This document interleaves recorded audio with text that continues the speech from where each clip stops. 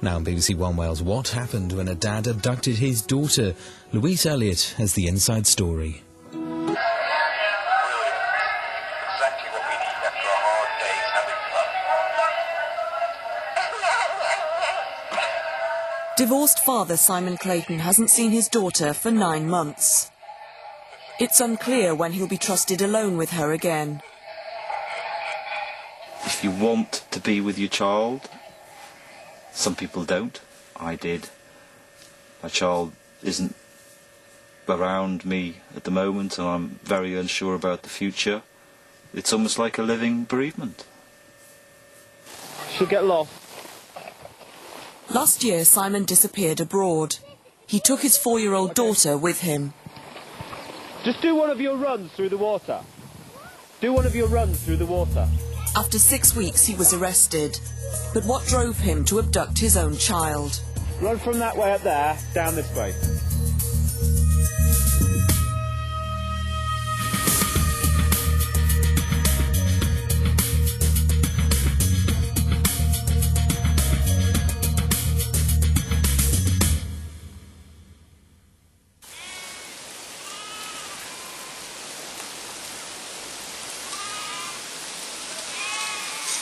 This has been home for Simon Clayton since he was released from prison 2 months ago.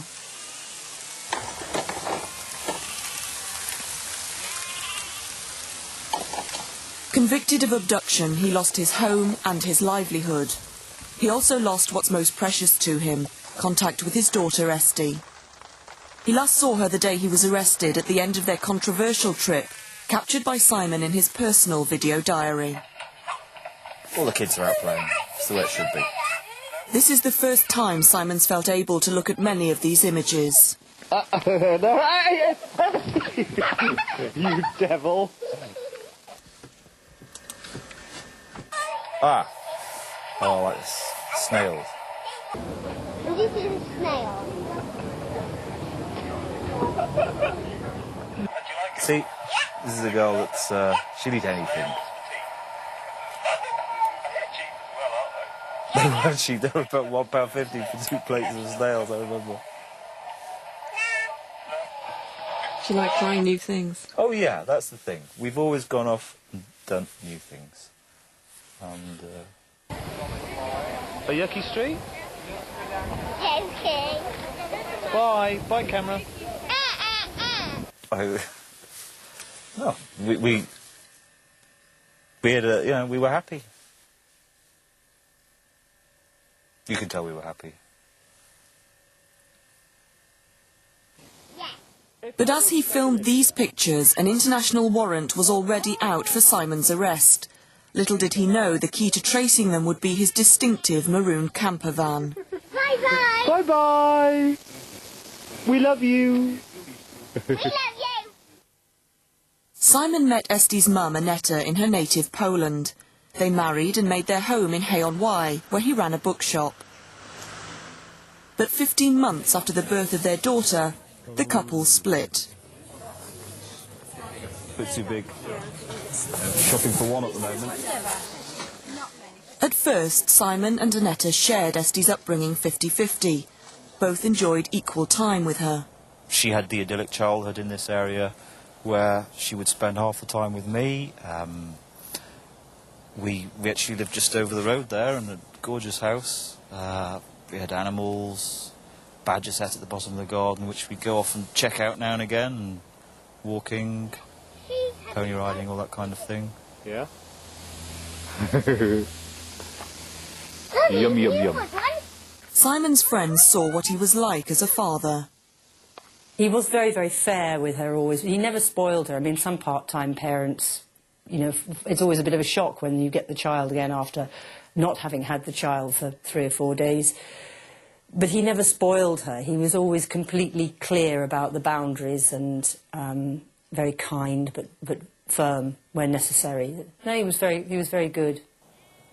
But relations between the part-time parents became increasingly tense. Solicitors' letters began landing on doormats and court hearings were looming. The full weight of the legal process had swung into action. I was happy bringing up my daughter, content for half the time. I never insisted that it should be any more than half of the time on average.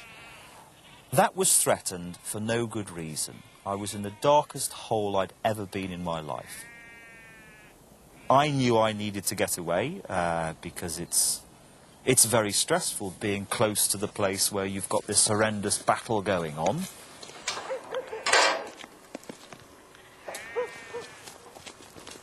You're not totally alive. You end up being half dead. You're in a constant state of worry, really. You know, what's going to go wrong this week? I think everybody who's ever been through a relationship breakup, particularly when it involves a child, will identify with the enormous pressures involved and the terrible emotional confusion. I think people need a lot of help. Ideally, they would have a lot of help.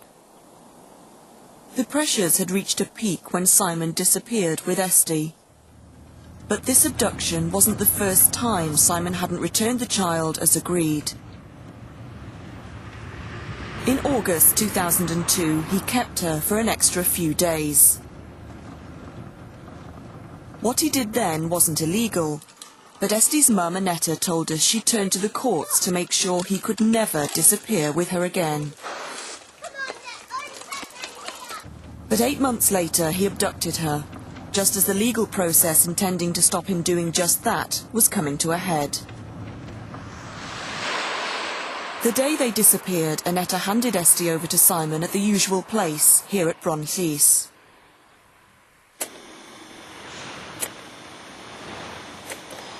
Within a matter of hours, her daughter was aboard a pre-booked ferry bound for France. Daddy and Esty are going off on their holiday. And Daddy's having a drink. Because he needs one after the last 2 weeks.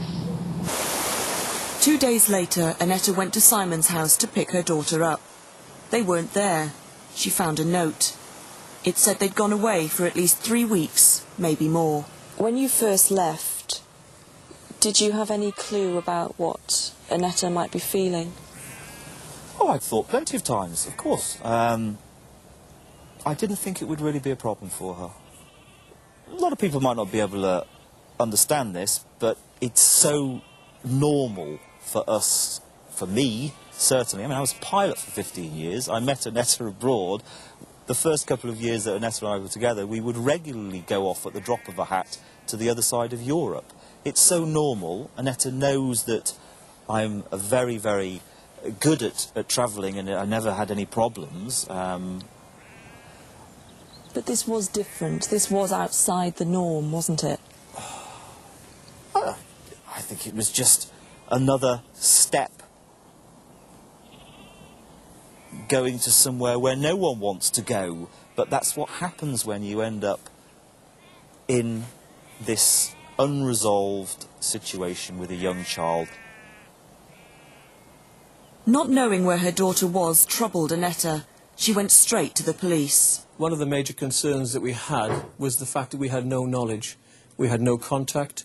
We knew that Simon had stopped paying the rent on his house. We knew that he'd taken a significant amount of cash.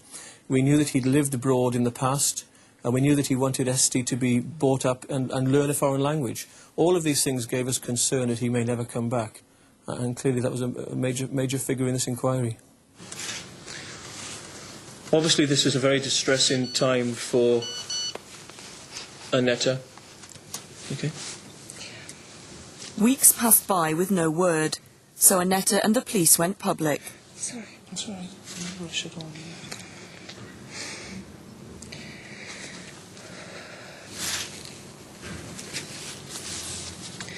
It has been nearly 3 weeks since Esty is missing. They have been the longest and the emptiest 3 weeks in my life. Esty is very happy, pretty and full of life and energy little girl. And I'm missing her terribly.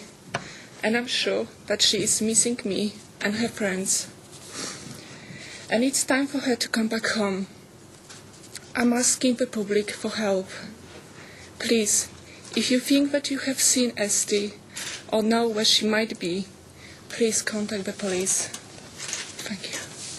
Thank you very much, Annetta. Annetta didn't want to be interviewed for this programme, but she was happy for a friend to speak for her.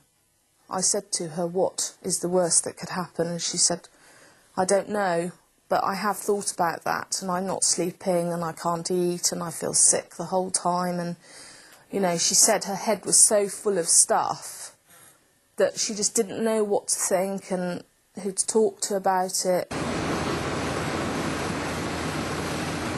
At this stage, and despite the publicity, no one knew where Simon was heading. No one knew where he was going or what he was thinking. Drove through France quickly in a day as we were heading south for the purpose of getting to some warm weather. Meandered down this way over the course of about a day, and then spent 3 or 4 days in this area on the border of Spain and Portugal. Northern Portugal. I know what she wants. What does she want? I know. It's in the backwoods, so to speak, and there are various nature reserves here. Spent 3 or 4 days meandering around there. Those are planes. Look at that. They took a picture of that sleeping bed. Okay. The camper van that I was driving unfortunately developed what was pretty obvious major engine fault exactly there on the border. So I then we spent about 2 weeks driving very slowly up this area, because I was advised that I might have the best chance at finding a garage in this area here. It's a special day on our special food day. Maybe the last time you wear stabilisers. Yes, Okay? that's right. Simon still hadn't been in touch. In the note he left, he said he'd send a letter in a few weeks. It never came. As I said, I'd had a terrible 4 or 5 weeks that were difficult. Were difficult getting the vehicle fixed, and 3 or 4 months before that, which had been horrendous due to the reasons that we've discussed. But just one phone call could have affected the urgency of the police inquiry.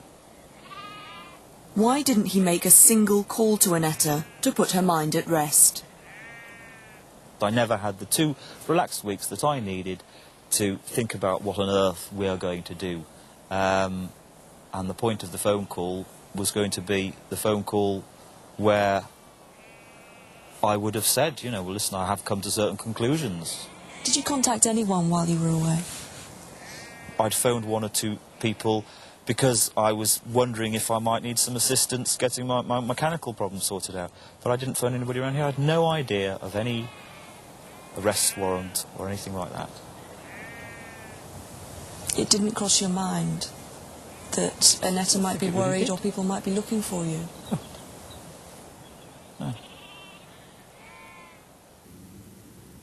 It's a horrendous experience, really, for her. And the not knowing was the worst part. This big question, why hasn't he rung me? Why hasn't he just let me know that they're okay and that she's fine? And the big question, when's he coming back? When are they coming back? Police appeals brought in fresh information. 5 weeks after they'd gone, a young girl with a pet ferret was spotted in the south of France. Well, this is where we had the first sighting. It was actually on this road here. Annetta felt she had to do something, so she travelled to Nice with a detective to search for Esty herself. The road that they were on, it's around about this way. We were going around campsites, putting up posters, and every campsite that we went to, he hadn't been seen there, and that had a detrimental effect on Annetta, and it was very difficult for myself to keep her motivated, and she was having a very difficult time knowing that she was over in a foreign country and wasn't getting any closer to locating her daughter. In fact, Simon and Esty were nowhere near Nice. They never had been. The sighting was a mistake. The weather in northern Portugal can be awful in April, May, and I was there in April, May, and it was particularly awful. It rained for days and days and days, and I was preoccupied for 3 or 4 weeks actually getting the vehicle fixed. It had a major engine problem. Only when the vehicle was fixed, it was still, the weather was still appalling. Did we head south over the course of a few days to have a few days on the beach. He'd been travelling alone with his daughter for almost 6 weeks.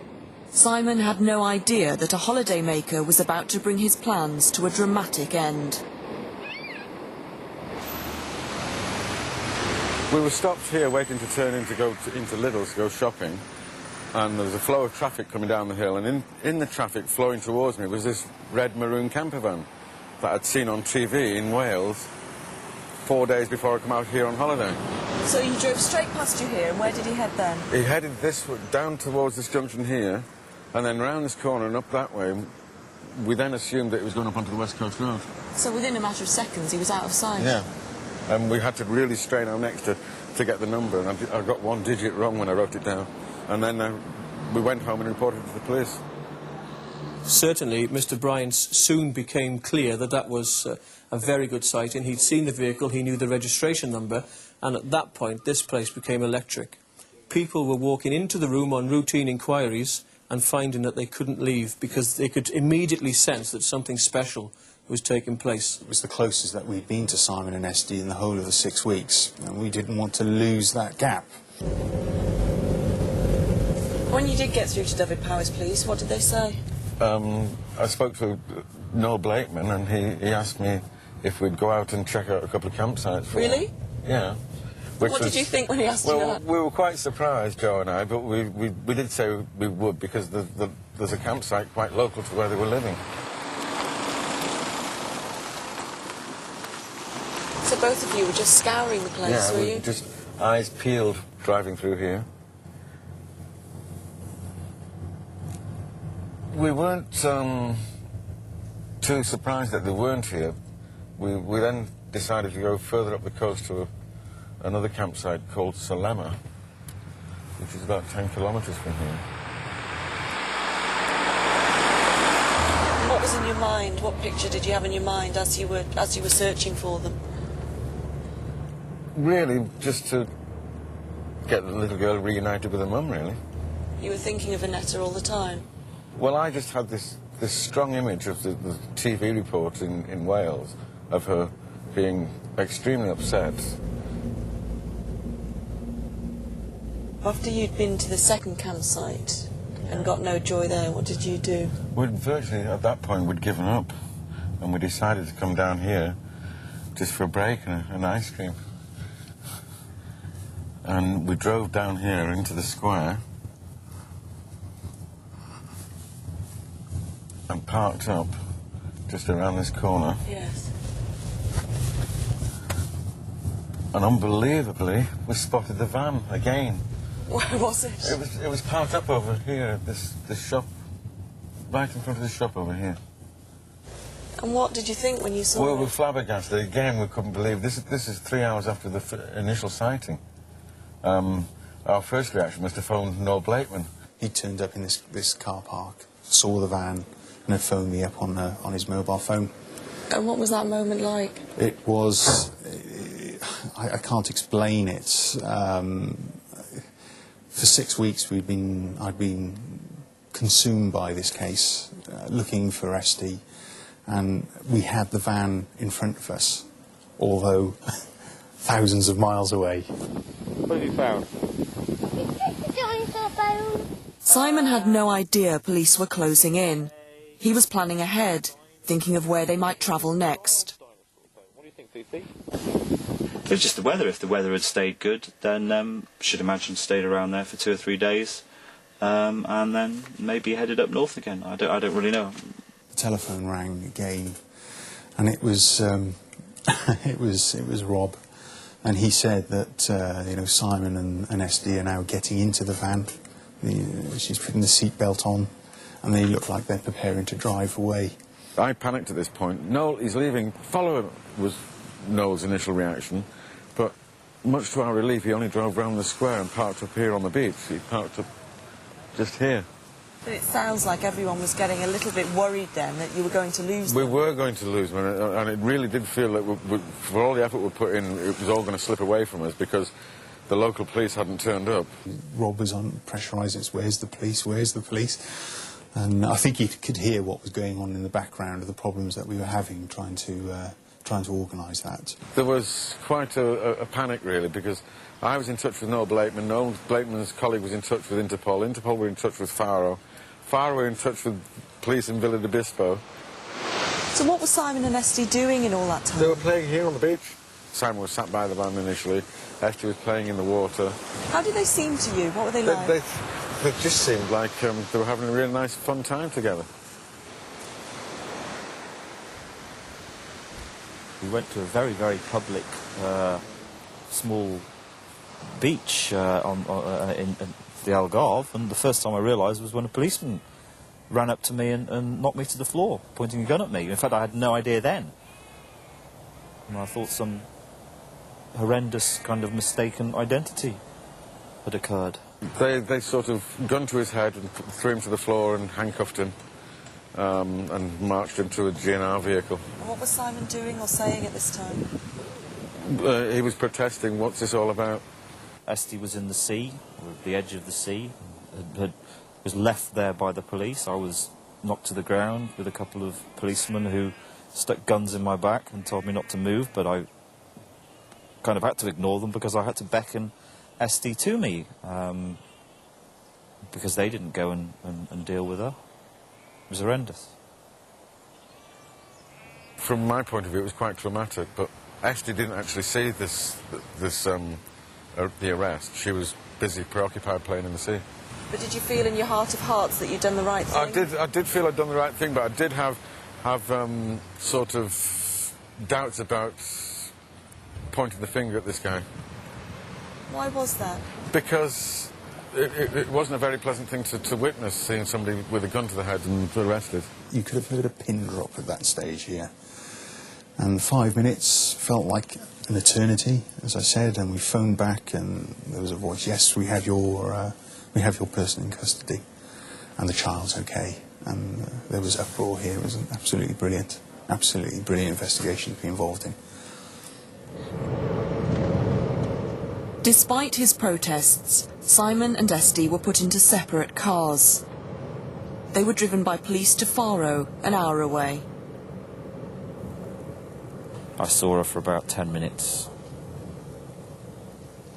I think it was about 9 o'clock at night. Maybe it was 20 minutes. Did she understand what had happened? At 4.5 you don't understand these things, but Esty... Actually, one of the things about Esty, she has always been very good in a crisis. Brushed her hair, sorted her out a bit. Nobody had even brushed her hair, she'd only just come out of the sea.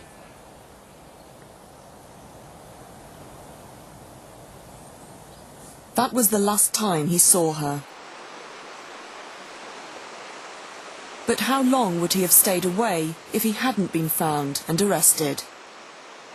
I don't really know, because I hadn't had the couple of weeks that I needed to relax, get my head together, think things through.